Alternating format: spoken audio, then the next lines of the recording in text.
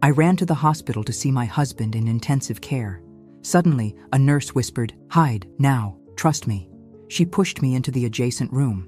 Through the crack in the door, I watched a woman enter. What I heard them say made my blood run cold. If you're watching this, subscribe and let me know where you're watching from.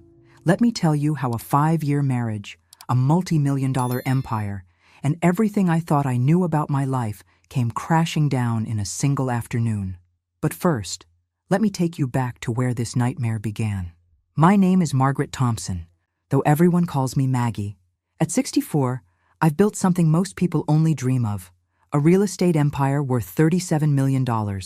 Not bad for a girl from small-town Wyoming who started with nothing but determination and a talent for seeing potential where others saw problems.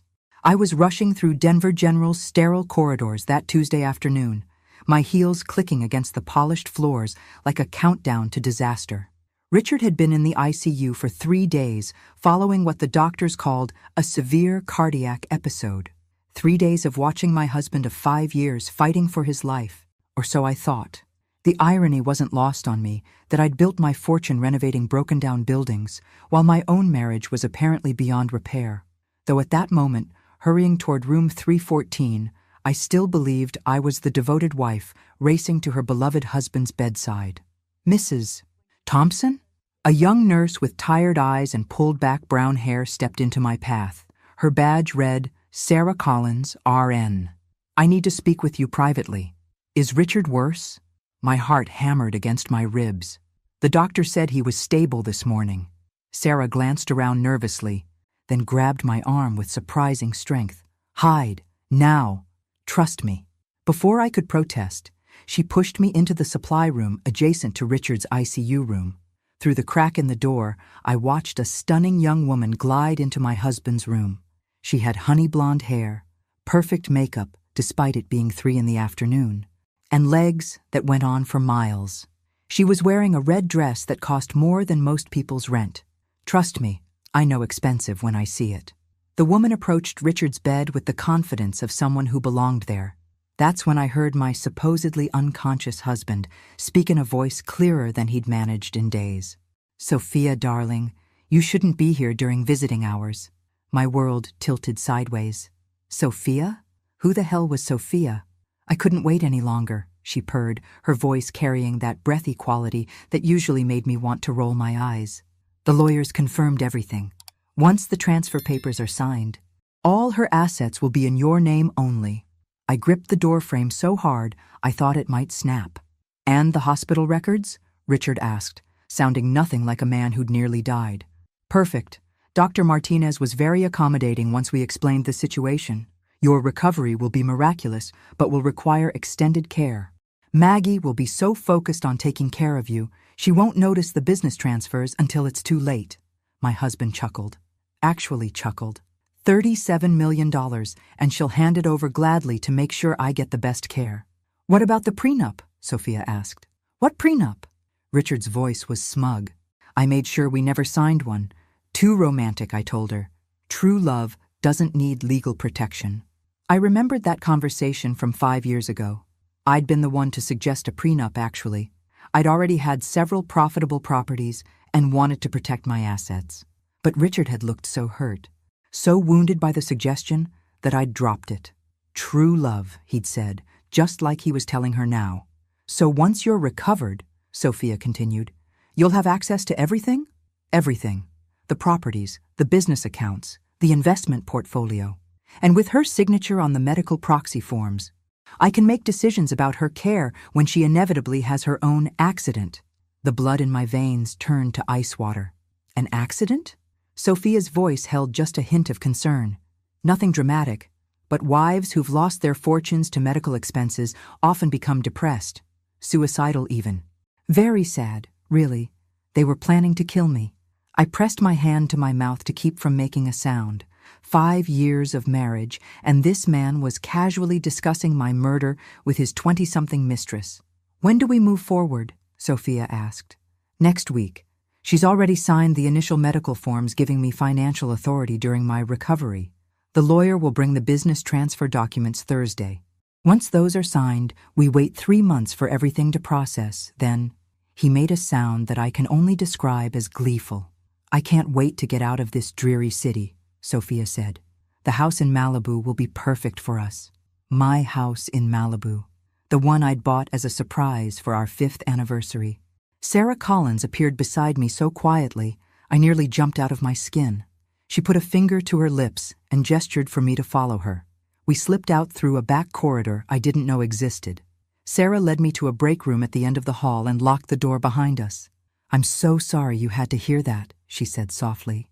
I sank into a plastic chair, my legs suddenly unable to support me. "How long have you known?" 2 weeks. I've been his nurse since he was admitted, and that woman has been here every day. At first, I thought she was a daughter or something, but then I started noticing things." "What things?" "The way they touched each other, the conversations they had when they thought no one was listening. And yesterday, I accidentally saw some documents she brought, legal papers with your name on them." I looked at this young nurse, really looked at her for the first time. She had kind eyes but tired lines around them that spoke of someone who'd seen too much hardship for her age. "Why are you helping me?" I asked. Sarah hesitated. "Because I know what it's like to be betrayed by someone you trust.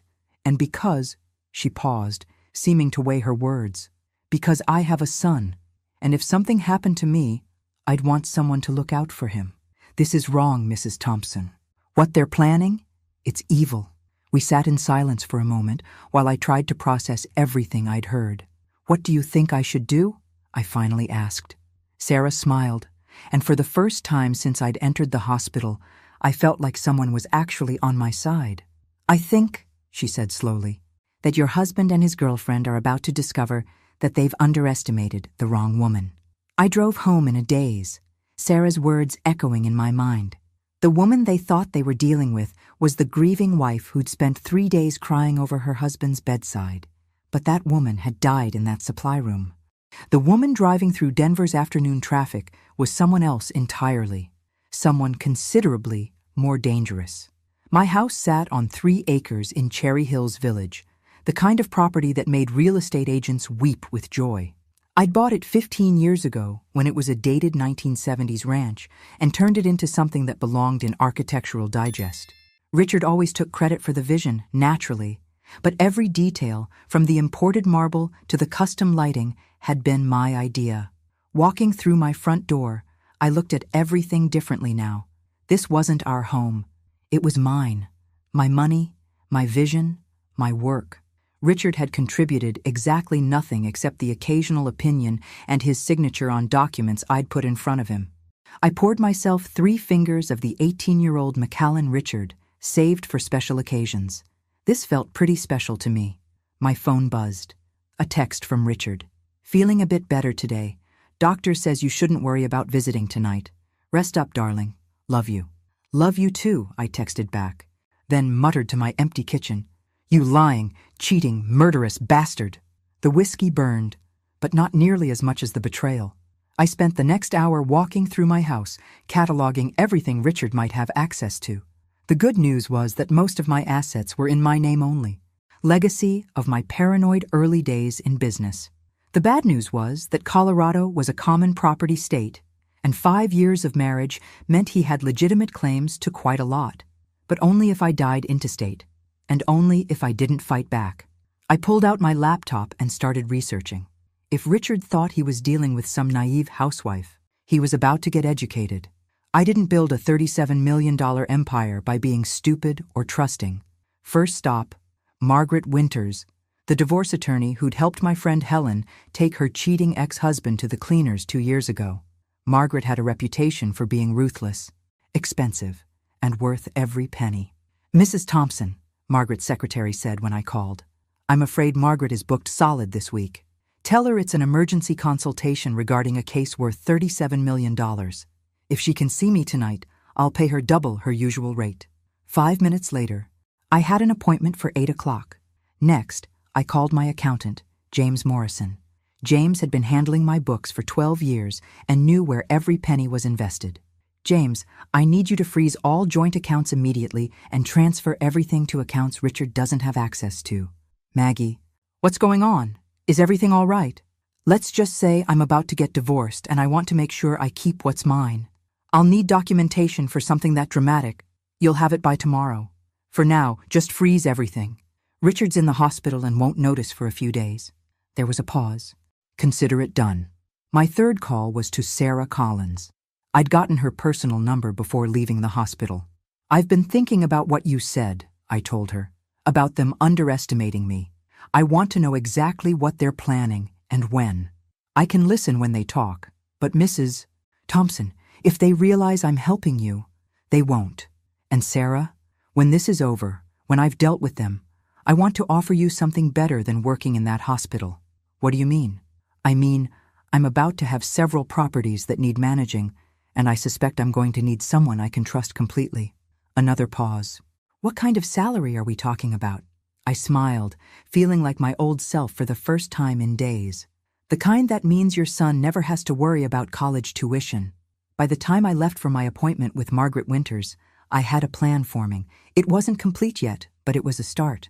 Richard and his little girlfriend thought they were going to steal my life. They had no idea who they were dealing with.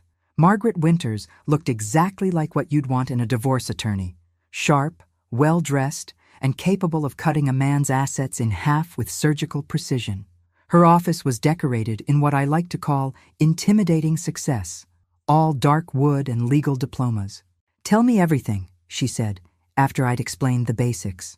I told her about the conversation I'd overheard, the fake medical crisis, the plan to transfer my assets. Margaret took notes in neat handwriting and asked pointed questions about my business structure and our financial arrangements. "The good news," she said when I finished, "is that they haven't actually done anything illegal yet. The bad news is that they're probably going to try very soon. How do we stop them? We get ahead of them, file for divorce before they can transfer anything, expose the medical fraud, and—" she smiled. "And it wasn't entirely pleasant. We make sure that when this is over, your husband wishes he'd never been born." I like the sound of that. "It won't be cheap, and it won't be quick. Are you prepared for a fight?" I thought about Richard's voice as he planned my murder, about Sophia talking about my house in Malibu like it was already hers, about 5 years of marriage that had apparently meant nothing to him. "Margaret," I said, "I've been building things and tearing them down for 40 years. I'm very prepared for a fight." We spent the next 2 hours planning my legal strategy. By the time I left her office, I felt like myself again. The woman who'd taken a small inheritance and turned it into an empire. The woman who'd never lost a business negotiation because she was always 3 steps ahead of everyone else. Richard and Sophia were about to learn that they'd picked the wrong target. But first, I needed to know exactly what they were planning. And for that, I needed Sarah Collins to be my eyes and ears in that hospital room. What I discovered next would change everything I thought I knew about betrayal. The next morning, I woke up with the kind of clarity that comes after a good night's sleep and a solid plan for revenge. I'd always been a morning person, but today I felt particularly energetic. There's something invigorating about discovering your husband is trying to kill you and deciding to destroy him first.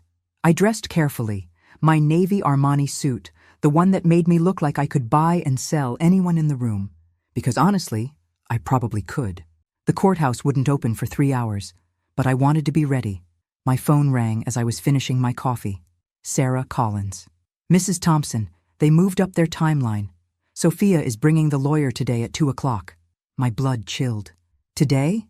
You're sure? I heard them talking this morning. Richard seems nervous that you might get suspicious if he stays in the hospital much longer. He wants to sign everything and then have his miraculous recovery tomorrow." I checked my watch. It was 9:30. I had 4.5 hours to beat them to the punch. "Sarah, I need you to delay them somehow. Just for a few hours." "How am I supposed to do that?" "I don't know. Medical emergency, missing paperwork. You're a nurse. Be creative." There was a pause. "Mrs. Thompson, what if they find out I'm helping you?" "They won't. And even if they do, you'll be working for me by the end of the week. Just trust me." I hung up and called Margaret Winters. "We need to file the divorce papers this morning," I told her. "They're trying to transfer the assets today. I'll meet you at the courthouse in an hour. Everything's ready." Next, I called James Morrison. "I need you to document every asset transfer they've attempted and send it to my attorney immediately." "Already done." "And Maggie? You're going to want to see this. They tried to transfer the Cherry Hills house last week, but it failed because of the trust structure you set up in 2019. I'd forgotten about that trust. I'd created it for tax purposes, but apparently it was about to save my financial life. So they can't touch the house? Not without your signature on about 15 different documents. And even then, it would take months to process. For the first time in 24 hours, I smiled genuinely. James, remind me to give you a bonus. The Denver County Courthouse was exactly as intimidating as it was supposed to be, all marble columns and serious faces. Margaret met me at the entrance with a briefcase full of documents and the expression of a woman who lived for moments like this. Ready to ruin your husband's day? She asked. I've been ready for 5 years. I just didn't know it. Filing for divorce turns out to be remarkably anticlimactic. A lot of paperwork, some official stamps, and suddenly, you're legally separated from someone you've shared a bed with for 5 years. The court clerk, a middle-aged woman with sympathetic eyes, processed everything with professional efficiency. These will be served this afternoon, Margaret told me as we walked back to our cars. Your husband won't be able to transfer any assets after that without court approval. What about the medical fraud? I've contacted the district attorney's office. They're very interested in hearing about a fake medical emergency being used to commit financial fraud. We were interrupted by my phone ringing. Sarah Collins, sounding panicked. Mrs. Thompson, they're here early. The lawyer arrived at noon, and they're in Richard's room right now. What kind of papers do they have? I couldn't see clearly, but it's a thick stack. And Mrs. Thompson? Richard is out of bed, walking around. He's not even pretending to be sick anymore. I felt a surge of fury so strong it nearly knocked me over. Sarah, I need you to do something for me. Can you get close enough to take photos of the documents? I think so. But what if they catch me? They won't. And Sarah, whatever happens, you keep yourself safe. Don't take any risks. After hanging up, I turned to Margaret. They're signing the papers right now. Then it's a good thing we filed first. Those documents will be invalid the moment they're served with the divorce papers. When will that happen? Margaret checked her watch. The process server should be at the hospital within the hour. I spent the next 45 minutes pacing in the courthouse parking lot, checking my phone every 30 seconds. When it finally rang, I nearly dropped it. Mrs. Thompson? An unfamiliar male voice. This is Tom Bradley. I'm the process server. I just delivered the divorce documents to your husband at Denver General Hospital. How did he react? Tom chuckled. Well, ma'am, I've been doing this job for 15 years, and I've never seen anyone turn that particular shade of purple before. He started screaming about some woman named Sophia, and how this was going to ruin everything. Was there a young blonde woman in the room? Yes. Ma'am, she went white as a sheet and ran out of there like her hair was on fire, left behind a whole stack of legal documents, too. I felt a satisfaction so deep it was almost spiritual. Thank you, Tom. You've made my day. My phone buzzed with a text from Sarah. You need to see this. Coming to meet you. Richard is losing his mind. 20 minutes later, Sarah walked into the coffee shop across from the courthouse, looking like she'd just witnessed a car accident. She slid into the booth across from me and pulled out her phone. I got photos of the documents before Sophia dropped them, she said, showing me her screen. Mrs. Thompson, they weren't just trying to steal your money. I looked at the images she'd captured. Legal documents transferring ownership of my properties. Business and corporation papers for something called Thompson Holdings, with Richard and Sophia as the only officers. And at the bottom of the stack, something that made my blood run cold. A will. My will, apparently, leaving everything to my beloved husband Richard in the event of my tragic suicide due to overwhelming grief. They had already written my suicide note, I said, my voice barely a whisper. Sarah nodded grimly. And Mrs. Thompson? I overheard them talking about the timeline. They were planning to complete their plan this weekend. This weekend. They were going to kill me this weekend. I stared at the photos of my forged signature on documents I'd never seen, at the suicide note written in handwriting that wasn't mine, but was close enough to fool anyone who didn't know me well. Sarah, I said finally, I think it's time we called the police. But as I reached for my phone, it rang again, Richard's name on the screen. Hello, darling, I answered, my voice sweet as honey. You bitch, he snarled. You conniving, suspicious bitch. Do you have any idea what you've done? I have some idea, I replied calmly, though I'm curious to hear your perspective. 5 years of marriage, and this is how you repay me? Having me served with divorce papers while I'm fighting for my life in the hospital? Fighting for your life? Richard, honey, I saw you walking around that room this afternoon. Unless cardiac patients have made remarkable medical advances in the last 24 hours. The silence on the other end was deafening. Oh, Richard, I added sweetly, you might want to let Sophia know that forging someone's signature is a federal crime. The FBI takes that very seriously. I hung up and turned to Sarah, who was staring at me with something approaching awe. What happens now? She asked. Now, I said, we make sure they pay for what they tried to do. And then we build something better from the ashes of their stupidity. But I was about to discover that Richard and Sophia had one more surprise waiting for me. And this one would change everything. The police detective assigned to my case was a woman named Elena Rodriguez, a no-nonsense professional in her 40s who looked like she'd seen every kind of human stupidity and wasn't impressed by any of it. We met at the downtown precinct Thursday morning, and I brought everything. The photos of the forged documents, recordings of Richard's threatening phone calls, and a detailed timeline of their fraud. Mrs. Thompson, Detective Rodriguez said after reviewing everything, this is one of the more elaborate financial fraud schemes I've seen. The fake medical emergency, the forged documents, the planned murder disguised as suicide. Your husband and his girlfriend weren't planning a simple theft. They were planning the perfect crime. How close did they come to pulling it off? Closer than you want to know. If you hadn't overheard that conversation, if you hadn't filed for divorce when you did, she shrugged. Let's just say we'd probably be investigating your death instead of their crimes. The thought sent a chill down my spine. What happens next? We arrest them. The evidence you've provided is more than sufficient for charges of conspiracy to commit fraud, forgery, and conspiracy to commit murder. Your husband will be taken into custody this afternoon. I should have felt victorious, but mostly I felt hollow. 5 years of marriage, and it had come to this. My phone rang as I was leaving the police station. Sarah Collins. Mrs. Thompson, I have news. Good news, I think. I could use some good news. The hospital administration is conducting a full investigation into Richard's fake medical records. They're also reviewing Dr. Martinez's involvement. And, she paused, they've offered me a promotion to head nurse in the cardiac unit. Sarah, that's wonderful. It gets better. Because I was the one who exposed the fraud, they're giving me a commendation and a significant raise. But Mrs. Thompson, I still want to take that job you offered. Managing your properties sounds a lot more interesting than hospital politics. I smiled for what felt like the first time in days. Consider it yours. We'll start with the Denver properties and see how it goes. That afternoon, I watched from my living room window as 2 police cars pulled into my driveway. They weren't there for me. They were there to search for evidence of Richard's crimes. Detective Rodriguez had obtained a warrant to seize any documents related to the fraud scheme. It was surreal, watching strangers catalog the contents of my home office, bagging documents and photographing everything. This was the office where Richard and I used to plan our investments, where we dreamed about retirement, where I'd built my empire one property at a time. Now it was a crime scene.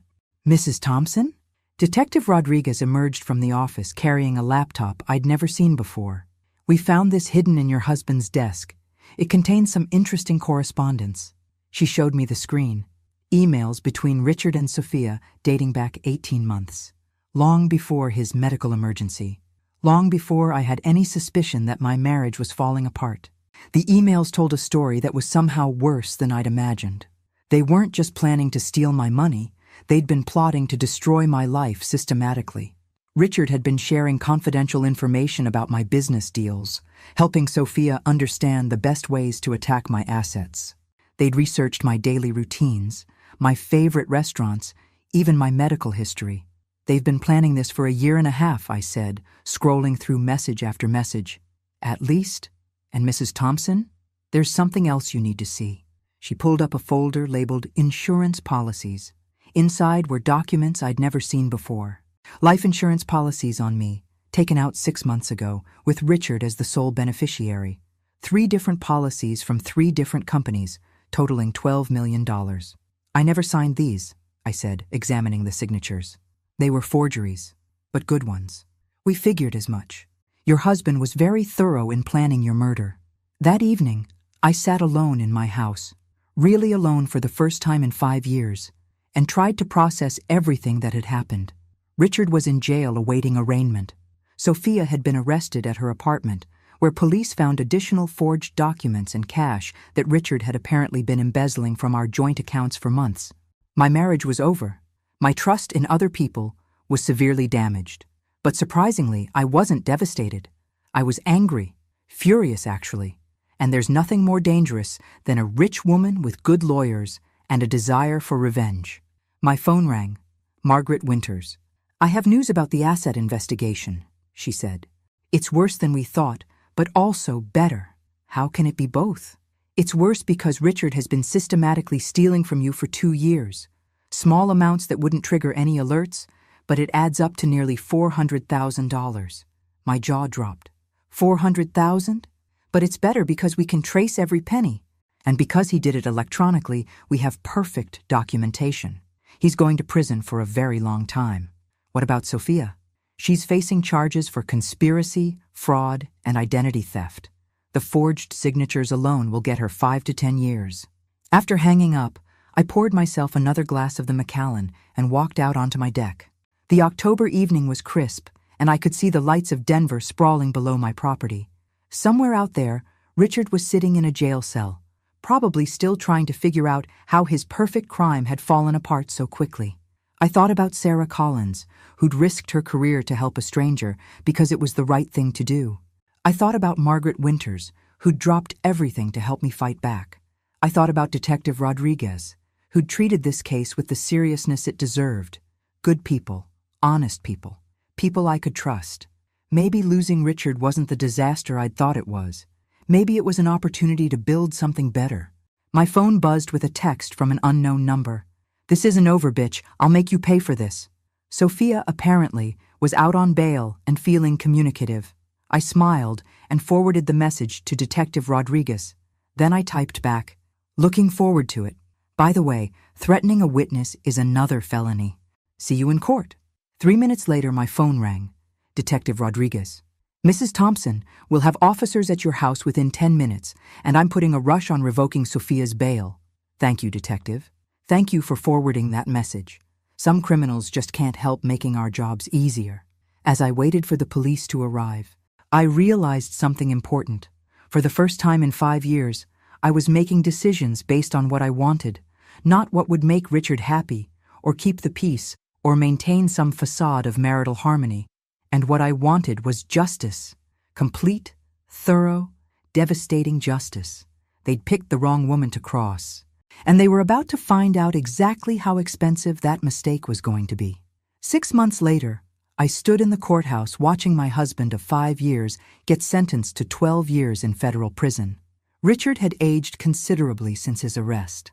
The silver hair had gone completely white.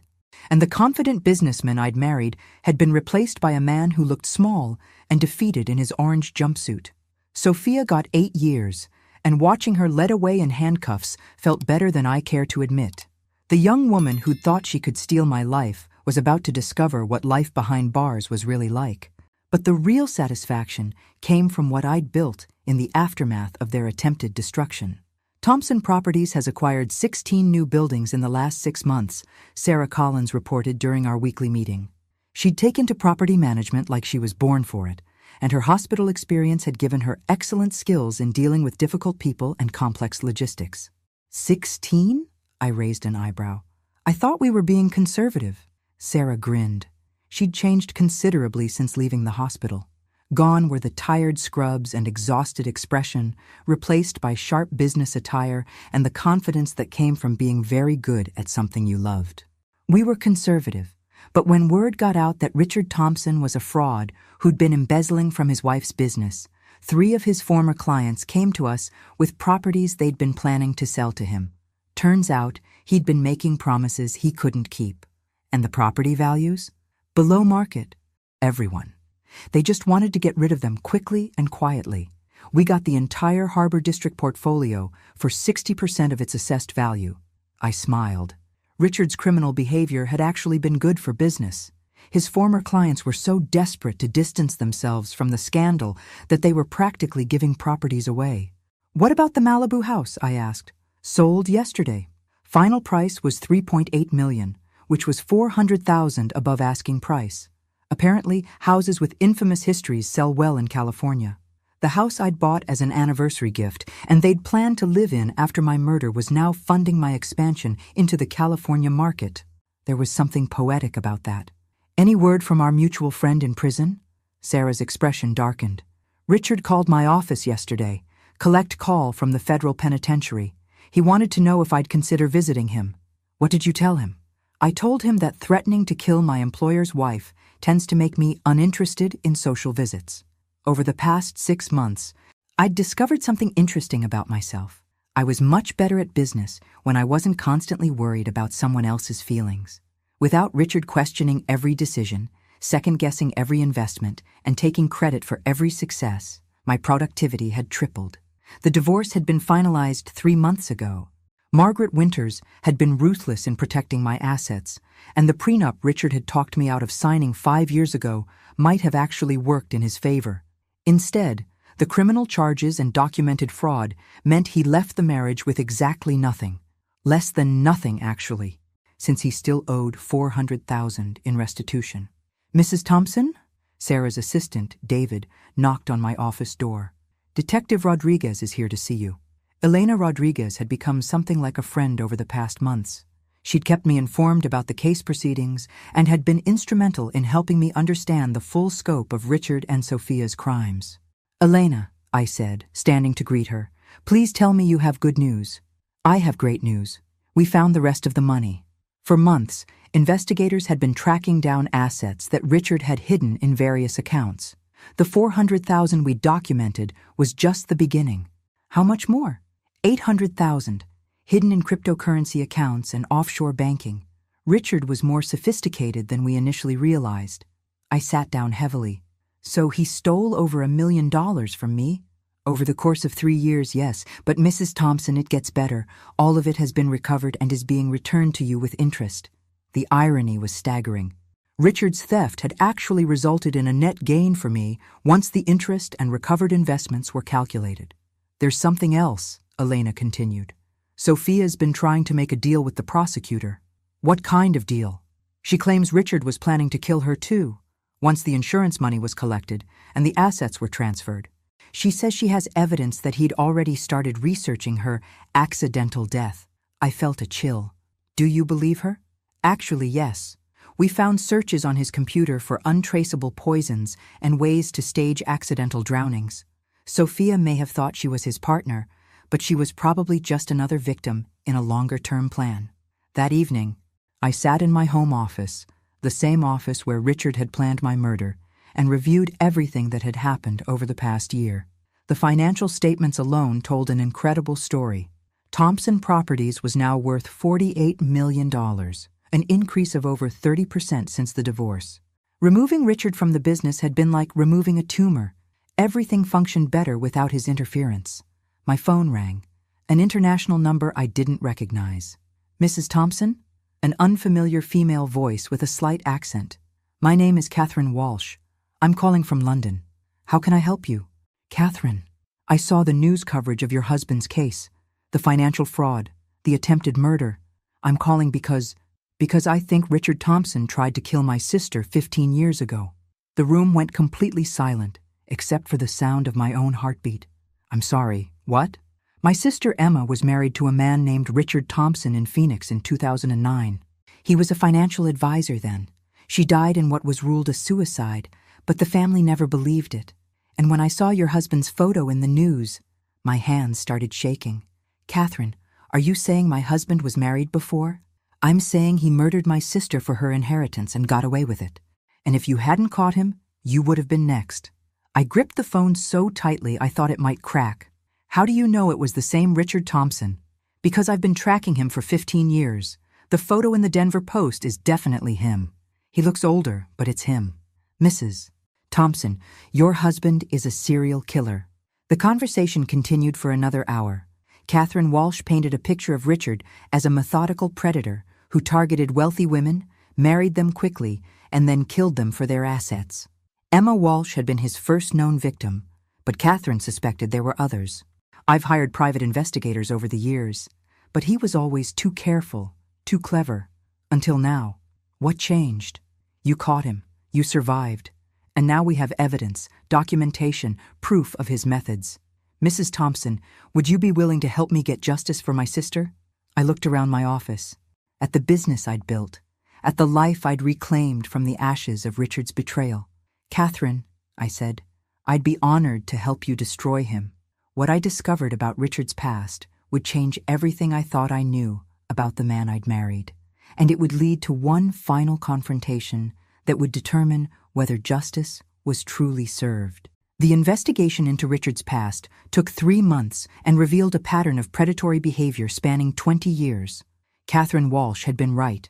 Emma Thompson, née Walsh, had been his first victim, but she wasn't his last. Detective Rodriguez coordinated with law enforcement agencies across 5 states, and what they discovered was chilling. Richard had used different names, different backgrounds, different stories, but the pattern was always the same. Find a successful, wealthy woman, marry her quickly, gain access to her assets, and then kill her in a way that looked like suicide or accident. We've identified 6 victims over 20 years, Elena told me during our meeting at the district attorney's office.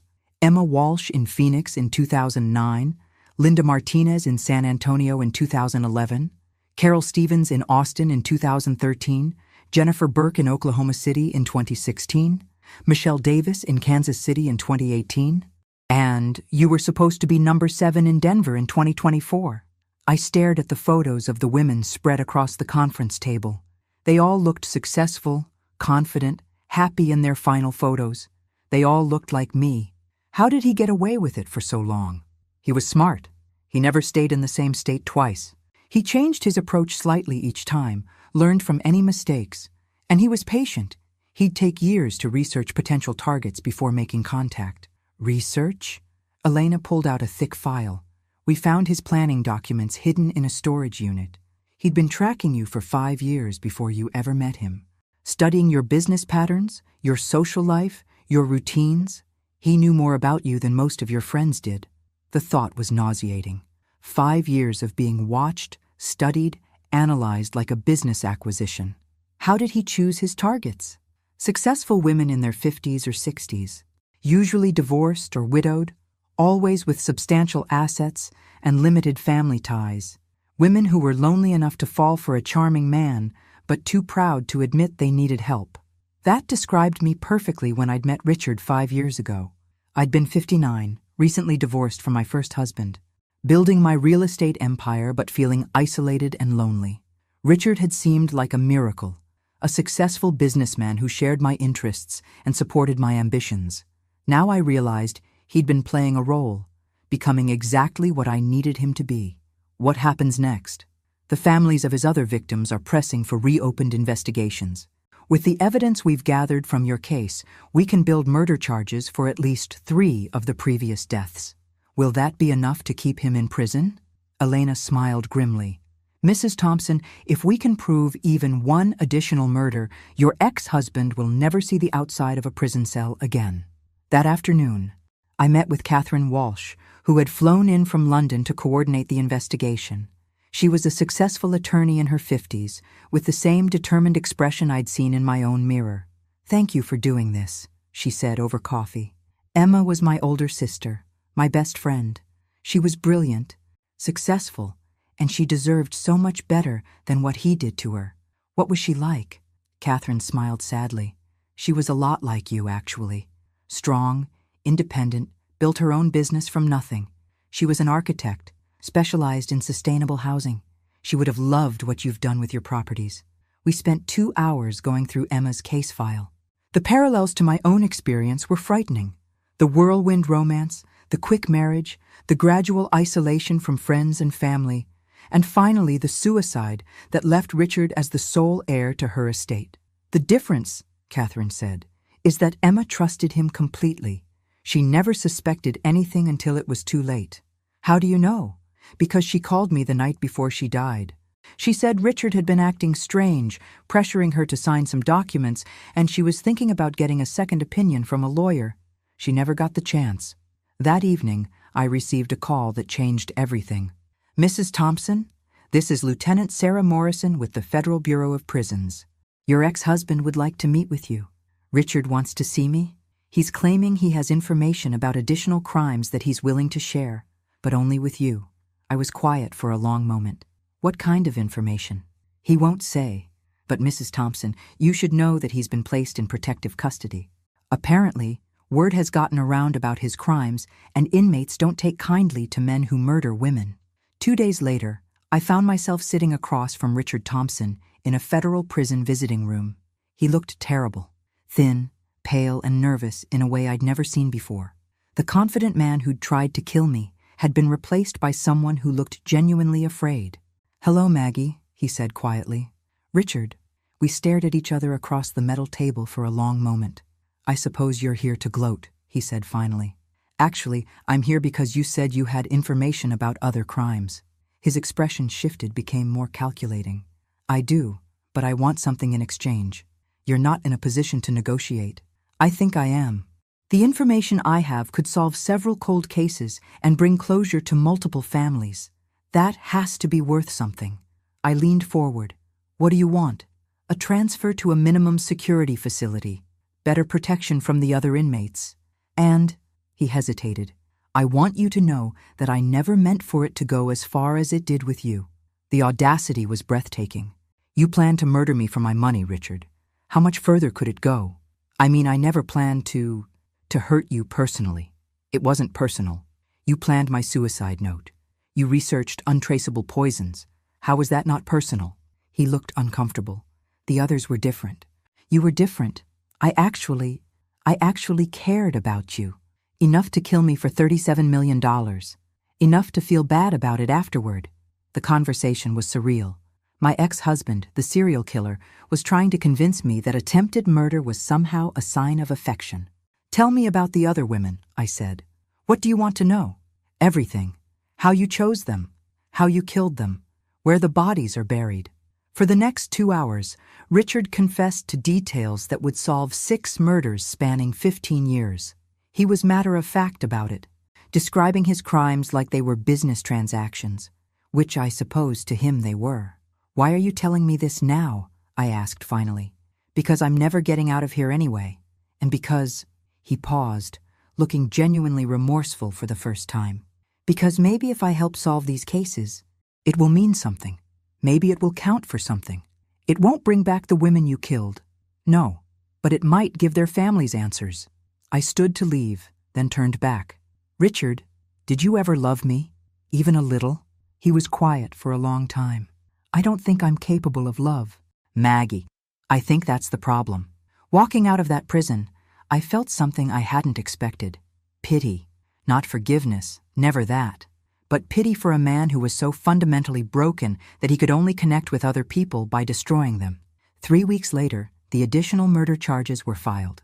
Richard pleaded guilty to 6 counts of first-degree murder in exchange for life in prison without the possibility of parole. Catherine Walsh called me the day the plea was finalized. "It's over," she said, and I could hear tears in her voice. "After 15 years, Emma finally has justice." "How do you feel?" "Exhausted, relieved, grateful, and angry that it took so long." "I understand. Mrs. Thompson, I want you to know that what you did, catching him, stopping him, it saved other women's lives. He would have kept killing if you hadn't been strong enough to fight back." 6 months after Richard's sentencing, I stood in the conference room of Thompson Properties, looking out at the Denver skyline. The company now employed 47 people and managed properties worth $83 million. Sarah Collins knocked on my door. "Mrs. Thompson, the new acquisitions team is here for the meeting." I'd been expanding rapidly, and not just in Denver. We now had offices in Phoenix, Austin, and Oklahoma City, the same cities where Richard had murdered women over the past decades. In each location, I'd partnered with organizations that supported women who were rebuilding their lives after trauma. "And Sarah? I've told you 100 times, call me Maggie." She smiled. "Maggie, there's something else. My son Jake wants to thank you personally for his college fund. Jake Collins was now 15 and had been accepted into an advanced engineering program that would lead directly to MIT. The college fund I'd established for him was part of a larger foundation I'd created to help the children of Richard's victims. Tell Jake he's earned it with his grades. I will. And Maggie, thank you for everything. That evening, I sat on my deck with a glass of wine, watching the sunset over the mountains. My phone buzzed with a text from Detective Rodriguez. Richard Thompson died in prison today. Apparent heart attack. Thought you should know. I stared at the message for a long time, trying to figure out how I felt. Relief, mostly, and a strange sense of closure. Richard was gone. The women he'd killed finally had justice. The families he'd destroyed had answers. And I had built something meaningful from the ashes of his attempted destruction. My phone rang. Catherine Walsh from London. I heard the news, she said simply. How are you feeling? Like I can finally stop looking over my shoulder. Like Emma can finally rest. What will you do now? Live, I think. Really live. For the first time in 15 years. After hanging up, I walked through my house. In my name. Bought with my money. Decorated with my choices. For the first time in 5 years, every decision in my life was mine alone. It was terrifying and exhilarating and absolutely perfect.